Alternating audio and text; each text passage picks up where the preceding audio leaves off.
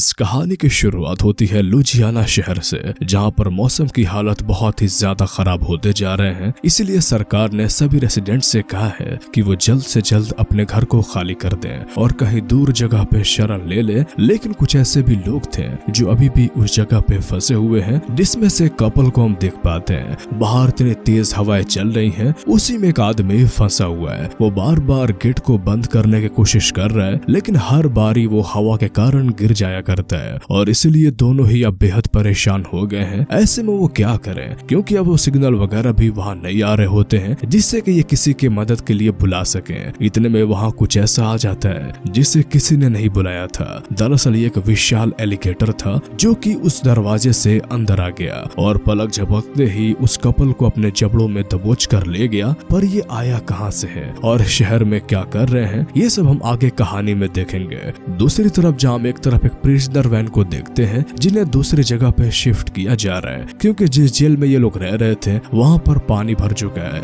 इस वैन में 5 उम्र कैद की सजा काट रहे हैं और 2 पुलिस वाले हैं, लेकिन शायद आज ये लोग अपनी मंजिल तक पहुँच नहीं पाएंगे क्योंकि बाहर तेज बारिश हो रही है और ऐसे में गाड़ी को ड्राइव करना खतरे से खाली नहीं है। इसीलिए उन पुलिस वालों ने डिसाइड किया है कि वो रास्ते में पड़ने वाले इकलौते पुलिस स्टेशन पे रुक जाएंगे आज रात की और फिर कल सुबह निकलेंगे। दोनों को ये ठीक लगता है, लेकिन उन 5 को इसमें एक मौका नजर आया, इसीलिए उन्होंने कुछ नहीं कहा। उधर हम उसी पुलिस स्टेशन के शेरिफ लूना को देखते हैं जो अपने पिता की जगह पे काम कर रही है। उसके साथ 2 और भी ऑफिसर्स मौजूद थे। इन्हें असल में अभी तक इस बात की कोई खबर नहीं है कि इस जगह को खाली किया जा रहा है, पर लूना को अब कुछ ठीक नहीं लग रहा है क्योंकि बेसमेंट में पानी भरता जा रहा है जो उनके लिए खतरा बन सकता है और इसीलिए उन्हें अब यहाँ से जल्द निकलना चाहिए। इसी बीच हेनरी, जिसको लूना ने नीचे भेजा था बेसमेंट का गेट बंद करने के लिए, तब वो देखता है कि बेसमेंट में तो पूरा पानी भर चुका है। इसी बीच हम वहाँ पे एक मेहमान को देखते हैं। उसे तो आपने पहचान लिया होगा। वो इतना जल्दी हेनरी को पानी में खींचता है कि उस बेचारे को चीखने तक का समय नहीं मिलता।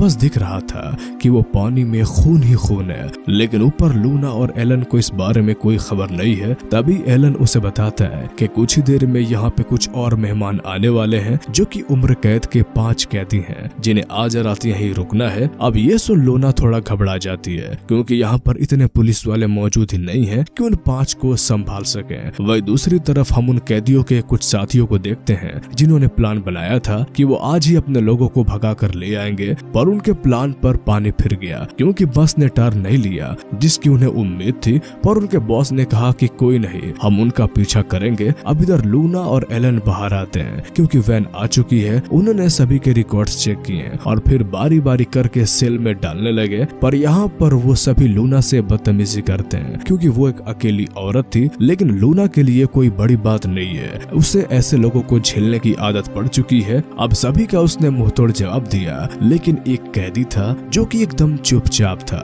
जो चीज लूना भी नोटिस कर लेती है। इस बीच वो सभी को चेतावनी देती है कि अगर किसी ने भी ज्यादा होशियारी दिखाई या फिर ये सोचा कि यहाँ हम कम ऑफिसर्स हैं और वो भागने में सफल हो जाएंगे तो ऐसी गलती मत करना क्योंकि मेरे पास शूट एंड साइट के ऑर्डर्स हैं। तो अगर किसी ने भी कुछ चालाकी दिखाई तो उसका खेल खत्म हो जाएगा। इतना कहकर वो बाहर आ गई और अपने साथी एलन से बात करने लगी। इस बीच बाहर वो गुंडे भी आ गए जिन्हें अपने साथियों को आजाद करवाना था। उसमें से कहता है कि मौसम खराब है इसलिए अंदर ज्यादा लोग नहीं होंगे, हमें हमला कर देना चाहिए। उसका बॉस को उसकी बात ठीक लगती है, इसलिए वो दोनों अंधाधुंध फायरिंग करने लगते हैं जिसका ये लोग भी मुंहतोड़ जवाब देते हैं, पर ज्यादा देर तक उनके सामने टिक नहीं पाती और इस चीज को उन गुंडों का बॉस भी भांप लेता है। वो शेरिफ से कहता है कि हम यहाँ पर किसी को मारने नहीं आए, बस हमें हमारे साथी को सौंप दो। जिस बात के लिए शेरिफ भी मान जाता है क्योंकि इसी में उनकी भलाई थी, क्योंकि उसे पता है कि उनकी गोलियां भी खत्म हो चुकी हैं। लेकिन जो पुलिस वाला उन कैदियों के साथ आया था उसका खून गर्म था। वो बिना कुछ सोचे समझे उनसे लड़ने चला गया, पर बदले में उसे मौत मिली। और अब लूना ने भी सामने वाले के एक साथी को घायल कर दिया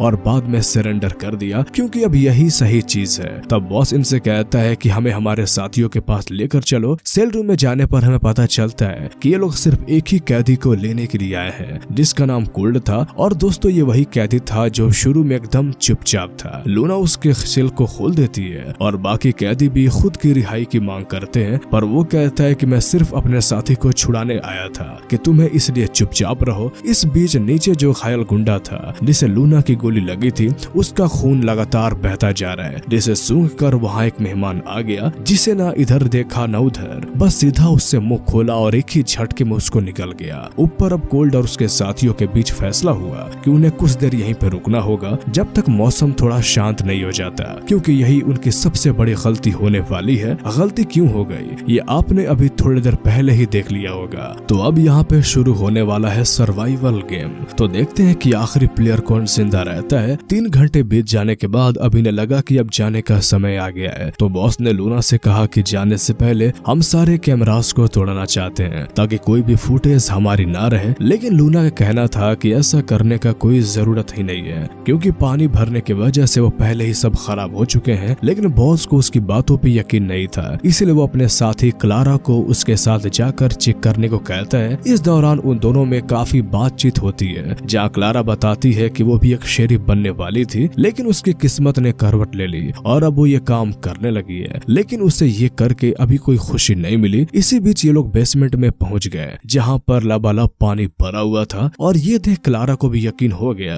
कि वो सच कह रही थी, और इसलिए वो जाने लगी। लेकिन तभी लूना को पानी में एक फ्लैश लाइट दिखी, जिसे उठाने के लिए जब वो नीचे उतरी तो वहाँ उससे हेनरी का कटा हुआ हाथ दिखा, जिसके हाथ में वो फ्लैश लाइट थी। अब इस मंजर को देखकर उसकी तो रूह कांप गई। और अभी तो ये शुरुआत है, न जाने कितने कटे हुए हाथ और कटे हुए पैर मिलेंगे। ऐसे ही इन लोगों के अब दोनों ही घबरा कर ऊपर जाने लगे हैं। तभी वो फिर से आ गया।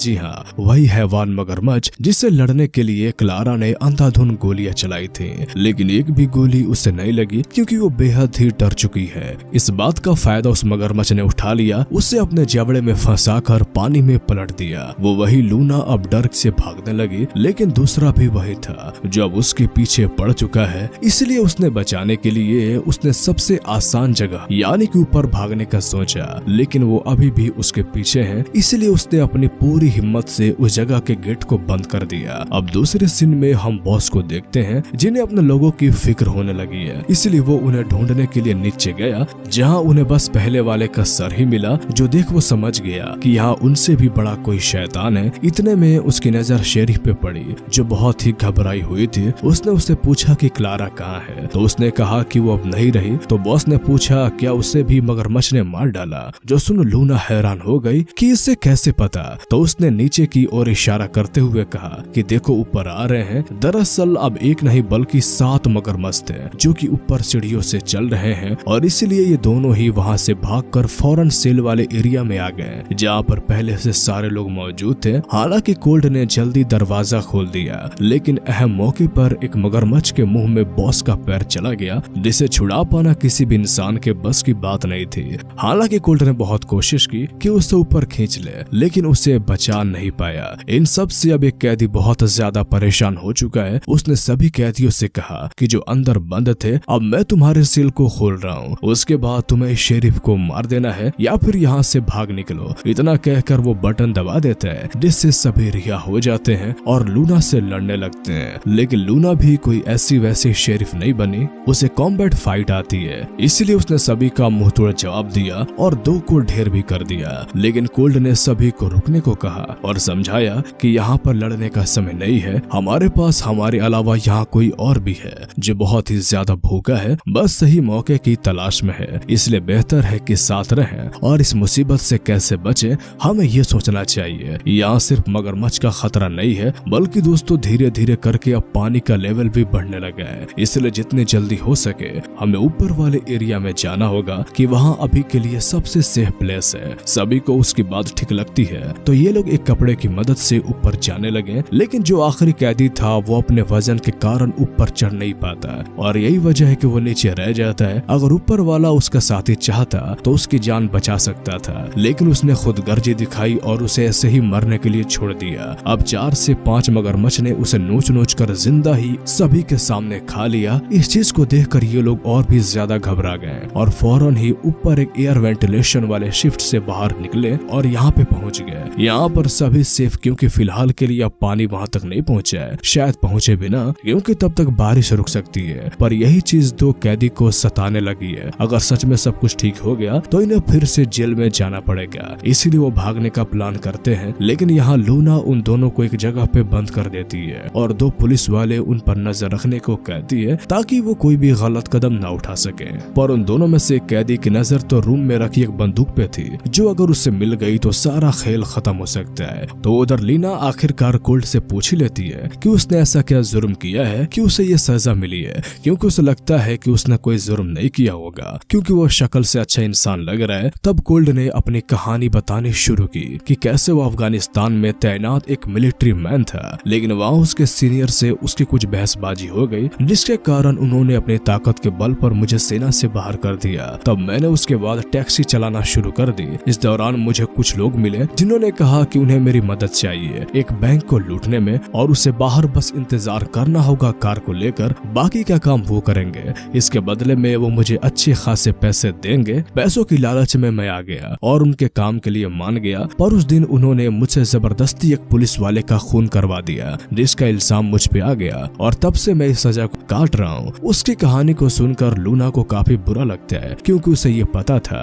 कि वो बेगुनाह है, पर ये पता नहीं था कि आखिर किस तरीके से इधर एक कैदी के ऊपर न जाने कैसा लेकिन एक मगरमच्छ हमला कर देता है क्योंकि वो थोड़ा नीचे खड़ा था। जिस भगदड़ में 2 पुलिस वाले तैनात थे अब उनका ध्यान भटक जाता है और उसी का फायदा उठाकर वो कैदी उस बंदूक को हासिल कर लेता है। तो यहाँ एक और लूना और गोल्ड दोनों ही उसी मगरमच्छ को ऊपर आने से रोक रहे थे, लेकिन वो इतना बड़ा था कि किसी की भी गोली का उस पे कोई असर हो ही नहीं रहा था। ये दोनों तो इसी में बिजी रहते हैं कि वहाँ पर उस कैदी को बंदूक मिल जाती है और दोनों पुलिस वाले को शूट कर देते हैं, लेकिन इस हड़बड़ी में छत गिर जाती है जिससे कि एक सरिया आकर उस कैदी के साथी के आर पार हो जाती है और मौके पर ही उसकी मौत हो गई है। तभी कोल्ड ने उस सरिया को निकाल कर अपने साथ रख लिया। अब आगे जाकर उसे काम आएगा लड़ने के लिए। इतने में घायल कैदी वो खुद की जान की कुर्बानी देता है और उस मगरमच्छ को डाइवर्ट करने की कोशिश में लगता है, लेकिन वो इतना चालाक था कि कुछ ही पल में उसे निकल गया और पता भी नहीं चला कि वो आखिर पानी में गया या कहाँ गया। अब यहाँ पे सिर्फ 2 लोग बचे हैं। अब एक और शख्स जिंदा है जो कि है बॉस। उसने खुद को किसी तरह करके उस मगरमच्छ के हमले से बचा लिया है, लेकिन वो खाली हाथ नहीं आए बल्कि अपने साथ 2 स्पीड बोट्स की चाबी भी लेकर आया है जिसे वो कोल्ड को देते हुए कहता है कि चलो हमें यहाँ से चलना चाहिए। पर कोल्ड बिना लूना को लिए ही नहीं जाएगा। वो उसे ऐसा करने के लिए तो छोड़ नहीं सकता है और इसलिए वो जिद करने लगता है, पर बॉस मानने को तैयार ही नहीं था। उससे फिलहाल अपनी जान बचानी थी और इस चक्कर में उन दोनों में बहस होना शुरू हो गई। तो वही दूसरी ओर लूना अभी भी उन मगरमच्छों से लड़े जा रही है, पर अब बस बहुत हुआ। उसने उन्हें कमरे में किसी तरह से बंद कर दिया और फिर वहाँ रखे गैस सिलेंडर में गोली मार दी जिससे कि एक तेज धमाका हुआ और वो सारे मारे गए। उसमें वो बॉस भी मारा गया, लेकिन फिलहाल इसमें कोल्ड बच गया और इसमें लूना और कोल्ड की जान बच गई, जो दोनों ही समय रहते बिल्डिंग से बाहर आ जाते हैं क्योंकि वो बिल्डिंग कभी भी गिर सकती है।